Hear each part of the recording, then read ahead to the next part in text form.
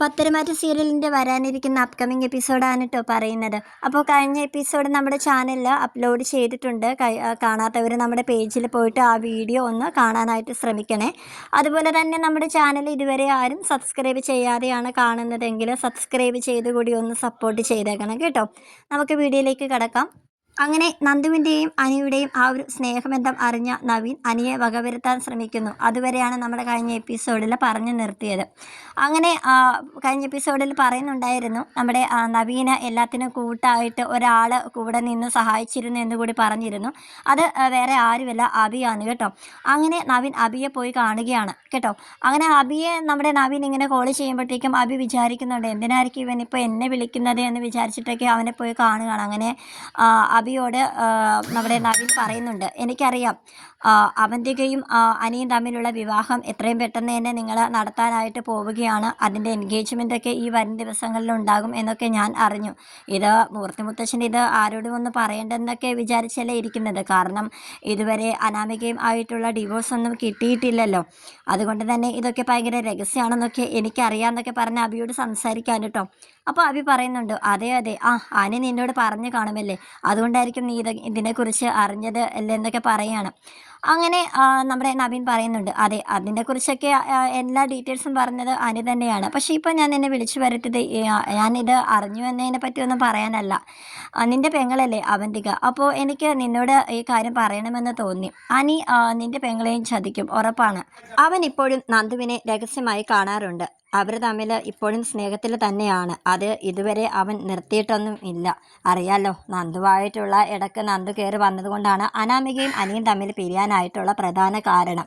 എന്നാൽ അവന്തികയുമായിട്ടുള്ള അനിയുടെ നിശ്ചയം നടന്നതിന് ശേഷവും പിന്നെയും നന്ദുവിൻ്റെ പുറകെ അവൻ പോവുകയാണെങ്കിൽ നിൻ്റെ പെങ്ങളുടെ ജീവിതം അതോ ഗതി. ഞാനത് പറഞ്ഞില്ല എന്ന് വേണ്ട.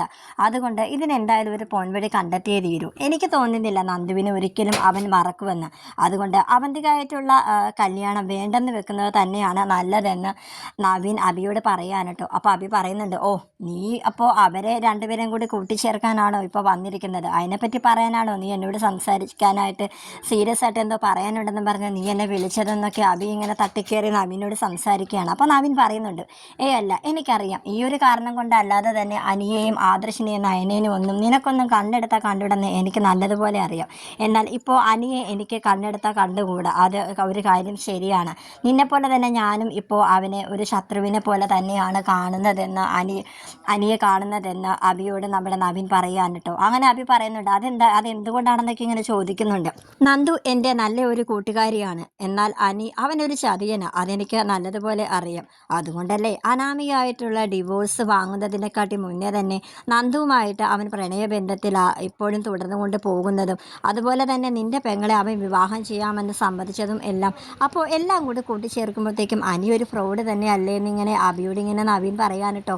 അങ്ങനെ അബി പറയുന്നുണ്ട്, അതെ നീ പറഞ്ഞ ശരിയാണ്, അവൻ ഞാൻ വിചാരിച്ചതിനെക്കാട്ടി വലിയൊരു ഫ്രോഡ് തന്നെയാണ്, എന്നേക്കാൾ മഹാബോറനാണ് അവൻ എന്നൊക്കെ ഇങ്ങനെ പറയാൻ കേട്ടോ അബി. അപ്പോൾ നവീൻ പറയുന്നുണ്ട്, എടാ എന്താ ഇതിനൊരു പോൻവഴി, നീ തന്നെ പറയാൻ കേട്ടോ. അബി പറയുന്നുണ്ട്, എനിക്കാണെങ്കിൽ ഇവറ്റകളെ ഒന്ന് കണ്ടെടുത്താൽ കണ്ടുവിടാ.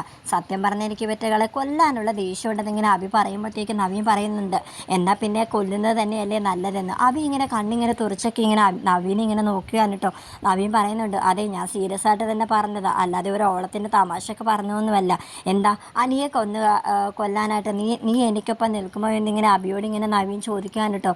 അബി സത്യം പറഞ്ഞാൽ ഇങ്ങനെയൊക്കെ ഒരു കുശുമ്പും കുന്നായ്മയൊക്കെ പിടിച്ച് നടക്കുകയാണെങ്കിലും ഒരാളെ കൊല്ലാനുള്ള ധൈര്യമൊന്നും നമുക്കില്ല അറിയാലോ അബിക്ക്. പക്ഷേ ആ നവീൻ്റെ ഈ വർത്തമാനത്തിൽ നിന്നും അബി പറയുന്നുണ്ട് കേട്ടോ, എടാ നീ ഇതെന്തൊക്കെ ഈ പറയുന്നത്, എനിക്ക് അതിനെക്കുറിച്ച് ചിന്തിക്കാൻ പോലും വയ്യ. കൊലപാതകം നടത്താനോ, ഇതൊക്കെ പിടിക്കപ്പെട്ട പിന്നെ അതൊരു പ്രശ്നമാവത്തില്ലെന്നൊക്കെ പറയാൻ കേട്ടോ. അപ്പോൾ നവീൻ പറയുന്നുണ്ട്, ഇന്നും പോയി നാളെ ഇതൊക്കെ പിടിക്കലായാൽ തന്നെ അതിൽ നിന്നൊക്കെ ഊരിയെടുക്കാനായിട്ട് എനിക്ക് നല്ലതുപോലെ അറിയാം. ഞാനൊരു വക്കീലല്ലേ, അതും ക്രിമിനൽ ലോയർ അല്ലേടാന്നൊക്കെ ഇങ്ങനെ അബിയോട് ഇങ്ങനെ പറയാൻ കേട്ടോ. നീ എനിക്ക് ഇത്രയും ധൈര്യം തന്ന സ്ഥിതിക്ക് ഇതിനെക്കുറിച്ച് നല്ല രീതിയിൽ ആലോചിക്കണം. പക്ഷേ മുത്തശ്ശനാണെങ്കിൽ അവൻ്റെയും അനിയും തമ്മിലുള്ള കല്യാണം എങ്ങനെയെങ്കിലും നടത്തണമെന്നും പറഞ്ഞിരിക്കുകയാണ്. അതിനിപ്പോൾ എന്താ ഒരു വഴി? മൂർത്തി മുത്തശ്ശൻ്റെ കാര്യം അറിയാലോ. മൂർത്തി മുത്തശ്ശനാണെങ്കിൽ എന്തെങ്കിലും ഒരു കാര്യം മനസ്സിൽ വിചാരിച്ചിട്ടുണ്ടെങ്കിൽ അത് നടത്തിയിരിക്കും. അവന്തികയും അനിയും തമ്മിലുള്ള കല്യാണ നിശ്ചയം ഉടനെ തന്നെ നടത്തണമെന്നാണ് അങ്ങേര് പറഞ്ഞിട്ടിരിക്കുന്നത്. ഇനിയിപ്പോൾ ഞാനെങ്ങാനും ചെന്നിട്ട് അനിയും അവന്തികയും തമ്മിലുള്ള നിശ്ചയം ഒരിക്കലും നടത്താൻ പാടില്ലെന്നെങ്ങാനും പറഞ്ഞു കഴിഞ്ഞിട്ടുണ്ടെങ്കിൽ അങ്ങേര് എന്നെ പിടിച്ച് പുറത്താക്കും. അറിയാലോ അങ്ങേരുടെ സ്വഭാവം. ഇതിനു മുന്നേയും എന്നെ എൻ്റെ അമ്മേനും ഒരുപാട് തവണ ആ വീട്ടിൽ നിന്ന് ഇറക്കി വിടാനായിട്ട് നോക്കിയിട്ടുള്ളതാണ്. പിന്നെ ഞങ്ങൾ കാല് പിടിച്ചൊക്കെ അവിടെ ഒരുവിധം ജീവിച്ചു പോകുന്നത്. അതുകൊണ്ട് അവന്തികയും അനിയും തമ്മിലുള്ള കല്യാണ നിശ്ചയം മുടക്കാനായിട്ട് ഒരു മാർഗവും ഞാൻ നോക്കിയിട്ട് കാണുന്നില്ല. അങ്ങനെ മുടക്കാനൊന്നും ആ മൂർത്തി മുത്തശ്ശൻ സമ്മതിക്കില്ല. അപ്പോൾ നവീൻ പറയുന്നുണ്ട് കേട്ടോ, അതിനെക്കാട്ടി മുന്നേ തന്നെ നമുക്ക് അനിയെ വകവരുത്തുകയാണെങ്കിൽ ഈ നിശ്ചയം ഒരിക്കലും നടക്കില്ലല്ലോ എന്നൊക്കെ. അബി അപ്പോൾ പറയുന്നുണ്ട് കേട്ടോ, എന്നാലും എൻ്റെ പെങ്ങൾ അവന്തിക അവൾ ഒരുപാട് സ്വപ്നം കണ്ടു. നിനക്കറിയാലോ, നീയും അവളും തമ്മിലുള്ള കല്യാണമൊക്കെ ഒരുവിധം ആലോചിച്ച് വന്നപ്പോഴത്തേക്കുമല്ലേ നീ ഇതിന് സമ്മതം അല്ല എന്ന് മൂളിയത്.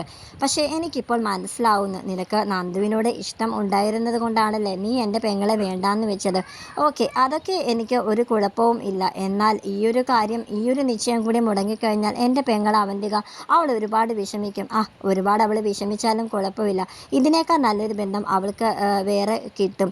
എന്തായാലും അനിയെപ്പോലൊരു ചതിയനെ എന്തായാലും അവൾക്ക് വേണ്ട.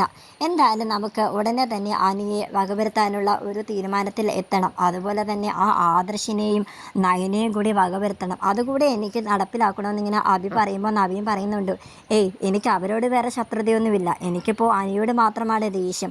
അതുകൊണ്ട് ആദർശേട്ടൻ്റെ നയനയുടെ കാര്യം വിട്ടേക്ക്. അവരെങ്ങനെയെങ്കിലും ജീവിച്ചു പോട്ടെ. ഇപ്പം എന്തായാലും അവർ അനന്തപുരം തറവാട്ടിലില്ലല്ലോ, അവർ മറ്റൊരു വീട്ടിൽ താമസിക്കുമല്ലേ. പിന്നെ നീ എന്തിനാണ് അതിനെപ്പറ്റി കൂടുതൽ ആലോചിച്ച് കൂട്ടുന്നത്? മൂർത്തി മുത്തശ്ശൻ തന്നെയല്ലേ അവരെ പുറത്താക്കിയത്. അതുകൊണ്ട് നീ മൂർത്തി മുത്തശ്ശന് ആദർശിൻ്റെയും നയനയുടെയും കാര്യം കുറച്ച് കാര്യങ്ങളൊക്കെ കൂട്ടി എരിവ് കയറ്റി പറഞ്ഞാൽ മതി. പിന്നെ അവർ ആ വീട്ടിലേക്ക് കടക്കാത്ത വിധം കയറ്റിയാൽ പോരെ. അങ്ങനെയൊക്കെ ചെയ്താൽ മതി. അല്ലാതെ അവരെ വകവരുത്തുന്ന കാര്യത്തെപ്പറ്റിയൊന്നും നീ കൂടുതൽ ചിന്തിക്കേണ്ട. നമുക്ക് അനിയുടെ കാര്യത്തിൽ മാത്രം ഒരു തീരുമാനം എടുത്താൽ മതി ഇപ്പോൾ എന്നൊക്കെ പറഞ്ഞ് അവർ സംസാരിച്ച് പിരിയുകയാണ് കേട്ടോ. അങ്ങനെ നവീനാണെങ്കിൽ അനിയെ ഫോണിൽ വിളിക്കുന്നുണ്ട്. എടാ, എനിക്ക് നിന്നെ ഒന്ന് കാണണം, അത്യാവശ്യമുണ്ട്, എന്നെ കാണണമെന്ന് പറഞ്ഞിട്ടാണ് കേട്ടോ നമ്മുടെ അനിയെ വിളിക്കുന്നത്. അങ്ങനെയാണ് അനിയെ ആ ബിൽഡിങ്ങിലേക്ക് വിളിച്ച് വരുത്തുന്നത്. അങ്ങനെ അനി നമ്മുടെ നവീൻ്റെ ഒപ്പം അബിയും കൂടെ കാണുന്നുണ്ട് കേട്ടോ. അങ്ങനെ അനി പറയുന്നുണ്ട്, നീ എന്നെ ഒറ്റയ്ക്ക് കാണണമെന്നല്ലേ പറഞ്ഞത്, ഇതെന്താ അബിയെ കൂട്ടി കൊണ്ടുവന്നിരിക്കുന്നത്? എനിക്കൊന്നും മനസ്സിലാവുന്നില്ല എന്നൊക്കെ അനി പറയാൻ കേട്ടോ. അങ്ങനെ അനി പറയുന്നുണ്ട്, എനിക്ക് നിന്നോടിപ്പോൾ സംസാരിച്ച് നിൽക്കാനൊന്നും നേരമില്ല, നീ ഒറ്റയ്ക്ക് കാണുമെന്നല്ലേ പറഞ്ഞത്. എന്നാൽ പിന്നെ നമുക്ക് പിന്നെ ഒരിക്കലാവാം. ഇപ്പം നീ അഭിയും കൂടെ കൂട്ടിക്കൊണ്ട് വന്നതുകൊണ്ട് എനിക്കിപ്പോൾ എന്തോ സംസാരിക്കാനായിട്ട് മൂടില്ല, ഞാനതുകൊണ്ട് പോകുകയാണെന്ന് പറഞ്ഞ് അവനിങ്ങനെ പിരിഞ്ഞിങ്ങനെ നടക്കുകയാണ് കേട്ടോ. അപ്പനാണ് കേട്ടോ അഭി പുറകിൽ നിന്ന് വലിയൊരു കമ്പിപ്പാര വെച്ചിട്ട് തലക്ക് ഒറ്റൊരു അടി കൊടുക്കുന്നത്. അങ്ങനെ ചോര വാർന്ന് നമ്മുടെ അനി ഇങ്ങനെ താഴത്തിങ്ങനെ നിലത്ത് കിടക്കുകയാണ് കേട്ടോ. അങ്ങനെ നിലത്ത് കിടക്കുന്ന അനിയെ വീണ്ടും ആ കമ്പിപ്പാര വെച്ച് എന്നെ നവീൻ ഇങ്ങനെ പിടിച്ച് മാറ്റിയിട്ട് വീണ്ടും ഇങ്ങനെ അടിക്കുകയാണ് കേട്ടോ. അങ്ങനെ നവീൻ ഉച്ചത്തിൽ നിലവിളിച്ച് കരയുകയാണ്. എന്നിട്ട് നവി അതിൻ്റെ ഇടയ്ക്ക് പറയുന്നുണ്ട്, നവീൻ നീ എന്താണ് ഈ ചെയ്തത്? നീ നന്ദുവിന് വേണ്ടിയിട്ടാണോ? എടാ, നന്ദു നിന്നെ നല്ലൊരു സുഹൃത്തായിട്ടാടാ കാണുന്നത്. നീ ഒരിക്കലും ഇങ്ങനെ ചെയ്യുമെന്ന് വിചാരിച്ചില്ലടാ. അവൾ നിന്നെ ഒരു സഹോദരനെ പോലെയും ഒരു ഫ്രണ്ടിനെയൊക്കെ പോലെയാടാ കാണുന്നത്. നീ അതെന്താണ് മനസ്സിലാക്കാതെ? ഞങ്ങൾ വർഷങ്ങളായിട്ട് പ്രണയത്തിലാടാ എന്നൊക്കെ പറഞ്ഞ് അവനിങ്ങനെ കരയുകയാണ് കേട്ടോ, വിഷമിച്ച് കരയുകയാണ്.